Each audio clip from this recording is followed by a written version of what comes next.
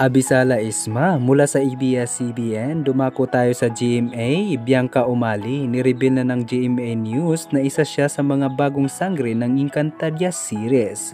Sabi pa dito sa news na matagal nang isinikreto ni Bianca Umali na gusto pala siya na isa sa mga gaganap bilang bagong tagapangalaga ng mga brilyante. Kasi kuya parang hindi ko hiniling. Pero ipinagkaloob sa akin. That's why I am very, very thankful. Well, bago tayo magpatuloy, kung bago ka pa lang dito sa channel ko at mahilig ka sa ganitong mga videos, huwag kalimutang mag-like, share, comment, and subscribe. At i-hit mo na rin ang bell icon para updated ka sa ating susunod na mga videos. Sabi pa niya sa isang Kapuso Network interview na hindi niya ito hiniling at kusa itong ipinagkaloob sa kanya. Emosyonal na ipinaliwanag ni Bianca ang kanyang totoong nararamdaman at malaki ang kanyang pagpapasalamat na ibinigay sa kanya ang proyektong ito. Thankful to my network kasi sa tiwala I assure na they will not be disappointed. I will not fail anyone. Gun pa niya dito na isang assurance na hindi niya i-fail or ma-disappoint ang kanyang mga supporters. Pinaghahanda naman ni Bianca Umali ang kanyang role as Tera, ang anak ni Denaya, at siya ang hahawak sa brilyante ng lupa.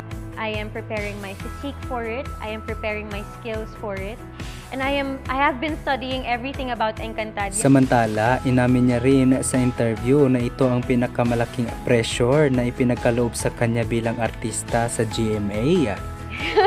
I mean, this I think is the biggest pressure that is put upon me in the history of all of my projects. Ako po dito ang anak ni Sangre Danaya. Kaya po kami parehas ng weapon. At pagdating sa weapon naman, walang ipinagkaiba ang hahawakan o gagamitin niyang weapon ni Sangre Danaya. Ang ipinagkaiba lang, isang malaking stick lang ang hahawakan ni Tera at magiging dalawa lamang ito pag kinakailangan sa malaking battle. Nagiging dalawa siya. Inamin niya rin sa interview na nalungkot siya nung hindi siya natawagan for audition noong 2016, ngunit malaki ang kanyang pasasalamat dahil may inihanda palang proyekto para sa kanya.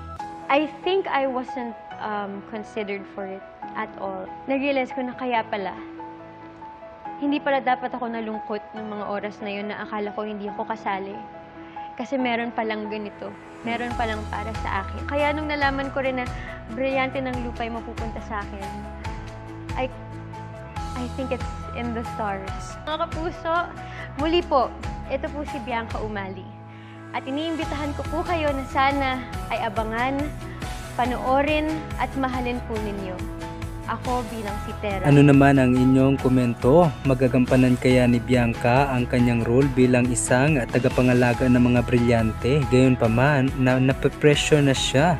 Para sa akin, malaki ang tiwala ko kay Bianca. Kayo, ano ang komento nyo?